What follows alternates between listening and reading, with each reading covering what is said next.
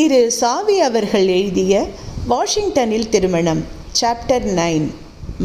மணி என்ன, நவார்த்தம் இருக்குமா என்று கேட்டார் சாம்பசிவ சாஸ்திரி. இங்கிலீஷ் பேசுமையா, இது வாஷிங்டன், நவார்த்தமாம் நவார்த்தம். 9:30 என்று சொல்லுமேன் என்றார் அம்மாஞ்சி.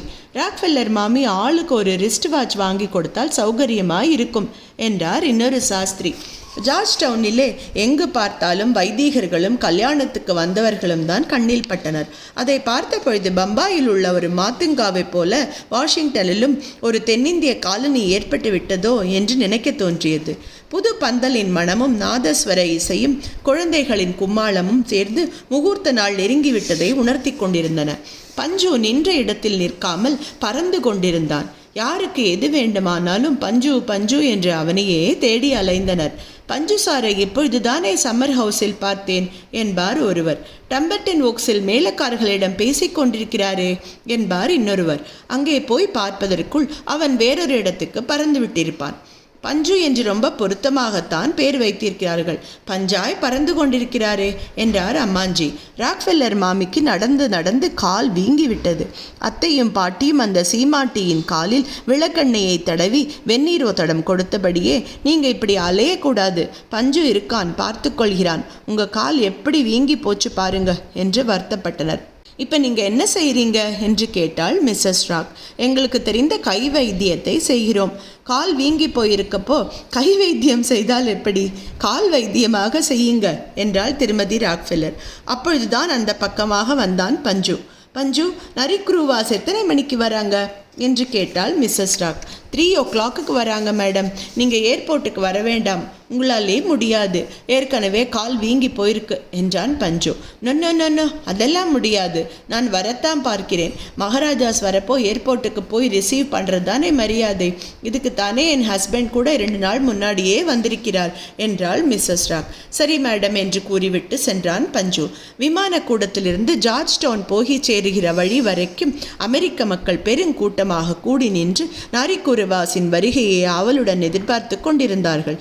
நாரிக்குருவாஸ், ஜான்வாஸ், சம்மந்தி சண்டை, முக்கூரட் இந்த 4 ஐட்டங்களையும் காண்பதற்காக பல்லாயிரக்கணக்கான பேர் வெளியூர்களிலிருந்தெல்லாம் வந்திருந்தார்கள். நாரிக்குருவாஸை கண்டால் நாய்கள் குறைக்கும் என்ற செய்திதான் அவ்வளவு பேருடைய ஆவலுக்கும் பரபரப்புக்கும் காரணம். ராக்ஃபெல்லர் தம்பதியர் தங்களுடைய உயர்ந்த ஜாதி நாய்களுடன் விமான கூடத்தில் 2 மணியிலிருந்தே காத்திருந்தார்கள். சரியாக 3 மணிக்கு விமானங்கள் ஒவ்வொன்றாக கீழிறங்கி வந்தன. அவற்றிலிருந்து இறங்கி வந்த பேவ்மெண்ட் மகாராஜாக்களுக்கு மாலை போட்டு வரவேற்றான் பஞ்சு. நரிக்குருவர்களை கண்ட மிஸ்ஸஸ் ராக்ஃபெல்லர், பேவ்மெண்ட் மகாராஜாஸ் ஏன் இப்படி இருக்காங்க, நல்லாவே ட்ரெஸ் செய்து கொள்ளவில்லையே என்று கேட்டான். அவங்க அப்படித்தான் மேடம், ரொம்ப சிம்பிளாக தான் ட்ரெஸ் செய்துக்குவாங்க, ரொம்ப சிக்கனமாக இருப்பதால் தான் மகாராஜாவாக இருக்காங்க என்று பதில் கூறினான். இதற்குள் நாய்களுடன் வந்திருந்த பிரமுகர்கள் முன்னால் நெருங்கி வந்து தங்கள் நாய்களுக்கு நரிக்குறவர்களை தரிசனம் செய்து வைத்தார்கள். அந்த உயர்ந்த ஜாதி நாய்கள் நரிக்குறவர்களை கண்டு குறைக்கவே இல்லை. அவை வாயை மூடிக்கொண்டு மௌனமாக இருந்துவிடவே அத்தனை பேரும் மிகுந்த ஏமாற்றத்துக்கு உள்ளாயினர். மிஸ்ஸஸ் ராக்ஃபெல்லரின் முகத்தில் ஈ ஆடவில்லை. அந்த சீமாட்டியின் முகத்தில் விழிப்பதற்கே பஞ்சு வெட்கப்பட்டான். டோன்ட் வரி பஞ்ச், ஒருவேளை நாளைக்கு குறைத்தாலும் குறைக்கலாம் என்றாள் மிஸ்ஸஸ் ராக். இந்த ஊர் டாக்ஸுங்க என் மூஞ்சியிலே கறி பூசிட்டுது மேடம் என்று தலை குனிந்தான் பஞ்சு. நாய்கள் குறைக்காதது நரிக்குறவர்களுக்கு புதிய அனுபவமாய் இருந்தது. தங்களை கண்டு ஒரு நாய் கூட குறைக்கவில்லை என்பதை எண்ணிய பொழுது அவர்களால் அதை நம்பவே முடியவில்லை. வாஷிங்டனில் நாமெல்லாம் நிம்மதியா ஊசி விற்கலாம், ஒரு நாய் கூட குறைக்கவில்லையே என்று அவர்களுக்குள் பேசிக்கொண்டனர். பஞ்சு நரிக்குரத்தி ஒருத்தியை அணுகி, பாட்டு ஒன்று பாடம்மா, அப்பொழுதாவது இந்த நாய்கள் குறைக்கின்றனவா பார்க்கலாம் என்றான். நரிக்குரத்தி தல்லாலே தல்லாலே தல்லாலே என்று வனஸ்பதி டப்பாவை தட்டி தாளம் போட்டபடி ஆடி பாடினாள். பிறகு டட்டா டட்டா பாட்டு பாடி தட்டாமாலே சுற்றினாள். அப்புறம் ஹிந்தி டியூனில் லாரல்லப்பா என்ற பாட்டை பாடினாள். ஓஹோ, அந்த நாய்கள் எதற்குமே மசியவில்லை. மிஸ்ஸஸ் ராக்ஃபெல்லருக்கு நாய்கள் குறைக்கவில்லையே என்ற வருத்தம் ஒரு பக்கம் இருந்த பொழுதிலும் பஞ்ச் இந்த மகாராணிகளை எப்படி ஆட்டி வைக்கிறான் என்று மனதிற்குள் வியந்து கொண்டாள். நரிக்குருவாஸ் in Washington. Dogs keep mum. Great disappointment to Mrs. Rockefeller. Mr. Punch is upset என்று பத்திரிகைகளில் செய்தி வெளியாயிற்று. நரிக்குறவர்களை ஒரு வழியாக ஜார்ஜ் டவுனில் கொண்டு போய் சேர்த்தான் பஞ்சு. உள்ளம் சோர்ந்து போயிருந்த அவன் களைப்பு தீர சற்று நேரம் ஓய்வு பெற எண்ணி தன் அறையில் போய் உட்கார்ந்ததுதான் தாமதம். டெலிஃபோன் மணி அடித்தது. மெட்ராஸிலிருந்து பாப்ஜி பேசினான். என்ன பஞ்சு, நரிக்குறவர்கள் வந்து சேர்ந்து விட்டார்களா என்று கேட்டான் பாப்ஜி. வந்து விட்டார்களடா, ஆனால் நாய்கள் தான் குறைக்கவில்லை. மிஸ்ஸஸ் ராக்ஃபெல்லர் முகத்தில் விழிக்கவே எனக்கு வெட்கமாகிவிட்டது. நாய்கள் குறைக்கப் போகிற தமாஷை பற்றி அவர் தம்முடைய சிநேகிதர்கள் உறவினர்களிடமெல்லாம் சொல்லி பெருமை அடித்து கொண்டிருந்தார். பாவம், அவர்களுக்கெல்லாம் இப்பொழுது பெரிய ஏமாற்றம். என்னை பற்றி பேப்பரில் வேற போட்டுட்டாங்க என்று அழமாட்டா குறையா சொன்னான் பஞ்சு. ஒரு நாய் கூடவா குறைக்கவில்லை என்று வியப்புடன் கேட்டான் பாப்ஜி. சாதாரணமாக குறைக்கிற நாய் கூட நரிக்குறவர்களை கண்டதும் வாயடைத்து போயிட்டன என்று வருத்தத்துடன் கூறினான் பஞ்சு. கவலைப்படாதே, இங்கிருந்து நாளைக்கே 100 நாய்களை பிடிச்சு பிளேனில் அனுப்பி வைக்கிறேன் என்று உறுதி கூறினான் பாப்ஜி. சேர்ந்தாற்போல் 100 நாய்களுக்கு நீ என்னடா செய்வ என்று கேட்டான் பஞ்சு. நாய்களுக்குத்தானா இங்கே பஞ்சம்? கார்ப்பரேஷனுக்கு ஃபோன் செய்து லைசன்ஸ் இல்லாத நாய்களை பிடித்து கொடுக்க சொன்னால் கொடுக்கிறார்கள். பணத்தை வீசினால் எல்லாம் நடக்கும். நாய் விற்ற காசு குறைக்குமா என்ன என்றான் பாப்ஜி. நாய்கள் குறைக்காத போது என்றான் பஞ்சு. கவலைப்படாதே, கண்டிப்பாய் நாளைக்குள் அனுப்பி வைக்கிறேன். இந்தியாவிலிருந்து நாளைக்கு 100 நாய்கள் வரப்போவதாக பிரஸ்காரர்களிடம் சொல்லிவிடு என்றான் பாப்ஜி. அவ்வளவுதான். பஞ்சு குதூகலம் தாங்காமல் திருமதி ராக்ஃபெல்லரம் ஓடி சென்று, மேடம், நாளைக்கு 100 நாய்கள் மெட்ராஸ்லேருந்து வருகின்றன என்றான். அப்படியா? வெரி ஹாப்பி, ரொம்ப சந்தோஷம். ஜான்வாசம் போகிற போது அந்தந்த ரூட்டில் அதுங்களை யாரையாவது பிடிச்சிட்டு நிற்கிறதுக்கு ஏற்பாடு செய்துடு. நாய்களுக்கெல்லாம் என்ன ஆகாரம் போட போற என்று கேட்டாள் மிஸ்ஸஸ் ராக். டாக் பிஸ்கெட்டுங்க தான், வேற என்ன? உங்கள் ஊர் டாக்ஸுகளுக்கு வாய்ஸ் எப்படி இருக்கும் என்று கேட்டாள் மிஸ்ஸஸ் ராக். ரொம்ப பிரமாதமாக இருக்கும், ஆனால் கொஞ்சம் நாய்ஸாக இருக்கும், அவ்வளவுதான் என்றான் பஞ்சு. ஜார்ஜ் டவுனுக்கும் வாஷிங்டன் கேபிட்டலுக்கும் இடையே அழகு மிக்க பென்சில்வேனியா அவென்யூ செல்கிறது. ஜார்ஜ் டவுனிலிருந்து அந்த அவென்யூ வழியாக சென்றால் கான்ஸ்டிடியூஷன் அவென்யூ என கம்பீரமான ராஜபாட்டையை சந்திக்கலாம். கிழக்கு மேற்காக செல்லும் அந்த அவென்யூவில் திரும்பி மேற்கு பக்கம் நடந்தால் லிங்கன் மெமோரியல் அடையலாம். இந்த ரூட்டில் தான் ஜானவாச ஊர்வலத்தை நடத்துவதற்கு திருமதி ராக்ஃபெல்லர் ஏற்பாடு செய்திருந்தார். ஜான்வாசத்தை காண்பதற்காக பல பேர் முன்கூட்டியே அந்த ரூட்டில் உள்ள கட்டடங்களில் இடம் பிடித்து வைத்து கொண்டார்கள். ஜானவாச ஊர்வலம் இரவு 9 மணிக்கு புறப்படுவதென தீர்மானிக்கப்பட்டது. சம்பிரதாயப்படி ஒரு கோவிலுக்கு போகாமல் ஜானவாசம் புறப்படக்கூடாது என்றொரு பிரச்சனையை கிளப்பினார் பிள்ளைக்கு மாமா. ராக்ஃபெல்லர் பிரபுவை தனக்கு அறிமுகப்படுத்தி வைக்கவில்லை என்று அவருக்கு காலையிலிருந்தே கோபம். அந்த கோபத்தை மனத்தில் வைத்துக்கொண்டு அவர் சண்டைக்கு கால் கொட்டி கொண்டிருந்தார். இவ்வளவு லேட்டாக இந்த பிரச்சனையை கிளப்பினால் எப்படி என்று காரமாகவே கேட்டான் பஞ்சு. எனக்கு அதெல்லாம் தெரியாது. கோவிலுக்கு போகாமல் ஜானவாசம் நடக்கக்கூடாது, அவ்வளவுதான் என்று போய்விட்டார் மாமா. உடனே பஞ்சு அம்மாஞ்சியை அழைத்து ஆலோசித்தான். இது என்ன பிரமாதம்! பாப்ஜிக்கு ஃபோன் செய்து இன்றைக்கே ஒரு பிள்ளையாரையும் கொத்தனாரையும் அனுப்பி வைக்க சொல்லுங்க. டம்பர்டன் வோக்ஸுக்கு வடக்கு பக்கத்தில் லவர்ஸ் லேன்னு ஒரு சந்து இருக்கு. அந்த லேனில் சின்னதாக ஒரு கோவிலை கட்டி முடித்து விட்டால் போகிறது என்றார் அம்மாஞ்சி. மறுநாளே பிள்ளையாரும் கொத்தனாரும் வந்து சேர்ந்தார்கள். அம்மாஞ்சி குறிப்பிட்ட லவர்ஸ் லேனில் பிள்ளையார் கோவில் ஒன்றையும் கட்டி முடித்தார்கள். சனிக்கிழமை மாலையே நாய்களும் வந்துவிட்டன. அவற்றை கண்ட பிறகுதான் பஞ்சுவின் முகத்தில் மகிழ்ச்சி மலர்ந்தது. மிஸ்ஸஸ் ராக்ஃபெல்லரிடம் ஓடிச் சென்று, நாய்கள் வந்துவிட்டன மேடம், பார்க்கிறீர்களா என்று கேட்டான். ஓஎஸ் ஓஎஸ் என்று கூறிக்கொண்டே விரைந்தாள் மிஸ்ஸஸ் ராக். நரிக்குறவர்களை கண்ட நாய்கள் சக்கை போடாக குறைத்து கொண்டிருப்பதை கண்ட Mrs Rock, Punch, now only I am very happy என்றாள். ஞாயிற்றுக்கிழமை இரவு 7:30 மணிக்கு முதல் பந்தி போடத் தொடங்கிவிட்டார்கள். ராக்ஃபெல்லரின் குடும்பத்தினர், உறவினர், நண்பர்கள் இவர்களுக்கு மட்டும் ஒரு தனி மாளிகையில் விருந்துக்கு ஏற்பாடு செய்யப்பட்டிருந்தது. கேத்தரின் ஹஸ்பண்ட் ஹாரி ஹாப்ஸ் தென்னிந்தியர்களைப் போலவே நாமும் வேஷ்டி கட்டி கொண்டு மனையில் உட்கார்ந்து சாப்பிட வேண்டும் என்று யோஜனை கூறினார். ராக்ஃபெல்லர் பிரபு அதை ஆமோதிக்கவே எல்லோரும் வேஷ்டி கட்டி கொண்டு சாப்பிட உட்கார்ந்தார்கள். போளி, அப்பளம், ஆமவடை என்று ஒவ்வொன்றாக பரிமாறப்பட்டன. அமெரிக்க நண்பர்கள் அவற்றை தொட்டு தொட்டு பார்த்து அதிசயப்பட்டனர். ஆமவடை கெட்டியாக இருந்தது.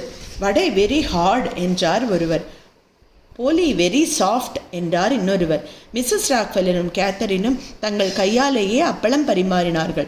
அனுபவம் இல்லாததால் பரிமாறும் பொழுது அப்பளங்கள் அவர்கள் கையில் இருந்து கீழே விழுந்து நொறுங்கிக் கொண்டிருந்தன. ஒவ்வொரு அப்பளம் உடையும் பொழுதும் சாரி சாரி என்று சொல்லிக் கொண்டிருந்தாள் மிஸ்ஸஸ் ராக். அபலம் very delicate and very light என்று லேசாக சொன்னார் ஒருவர். அது பறந்து போகாமல் இருக்கத்தானே பேப்பர் வெயிட் மாதிரி ஆமவடை போட்டிருக்கிறார்கள் என்றார் வேறொருவர். தொட்டால் உடைந்து விடுமோ என்று அஞ்சி பலர் அப்பளத்தை தொடாமலேயே வைத்திருந்தார்கள். அப்பளத்தை உடைக்காமல் அப்படியே முழுசாக விழுங்குவது எப்படி என்று மண்டையை குழப்பிக் கொண்டிருந்தார்கள் வேறு சிலர். ஹாரி ஹாப்ஸ் முதலில் சாப்பிட்டு காண்பித்தார். அவர் எப்படி சாப்பிடுகிறார் என்பதை கவனித்து காப்பி அடித்தனர் மற்றவர்கள். ஜவ்வரிசி பாயசம் பரிமாறப்பட்டது. பாயசத்தில் கூட்டம் கூட்டமாக மிதந்த வழவழப்பான ஜவ்வரிசிகளை கையில் எடுக்க முடியாமல் திணறினார்கள் பலர். 2 விரல்களால் அவற்றை பிடித்துவிட வெகு பாடுபட்டார் ஒருவர். அவர் கையில் அகப்படாமல் நழுவிக்கொண்டே இருந்தனர். மற்றொருவர் தம்முடைய ஆள்காட்டி விரலால் ஒரு ஜவ்வரிசியை எப்படியோ அமுக்கி பிடித்து விட்டார். ஆனால் அவரால் அதை கையில் எடுக்க முடியவில்லை. விரலை எடுத்தால் ஜவ்வரிசி வழுக்கி கொண்டு போய்விடும் போல தோன்றவே ஜவ்வரிசியை அமுக்கி பிடித்தபடியே பக்கத்தில் இருந்தவரிடம் ஹெல்ப் ஹெல்ப் என்று கெஞ்சினார். இன்னொரு பிரமுகர் ஜவ்வரிசிகளை பிடிக்கும் முயற்சியில் ஈடுபட்டிருந்த பொழுது கை வழுக்கிவிடவே தலை குப்பர கவிழ்ந்து இலை மீது விழுந்து விட்டார்.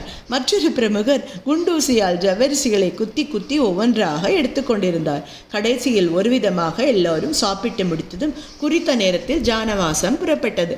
முதலில் சம்மர் ஹவுஸிலிருந்து பெண்கள் வெளியே வந்து காரில் ஏறிக்கொண்டனர். ஊதுவத்தி மணம் புஷ்பங்களில் வாசனையும் சேர்ந்து எல்லோர் இதயத்திலும் வசந்தத்தின் இனிமையை நிரப்பின. லல்லி மிகவும் கவர்ச்சிகரமாக உடை அணிந்து கையில் கற்கண்டு தட்டுடன் புறப்பட்ட பொழுது பஞ்சு அவளை அர்த்த புஷ்டியோடு பார்த்து சிரித்தான். வசந்தாவும் லோரிட்டாவும் பகட்டான உடை அணிந்து பட்டாம்பூச்சிகளைப் போல மிதந்து கொண்டிருந்தார்கள். மணப்பெண் ருக்மணி மாடி ஜன்னல் வழியாக எல்லாவற்றையும் கவனித்து கொண்டிருந்தாள்.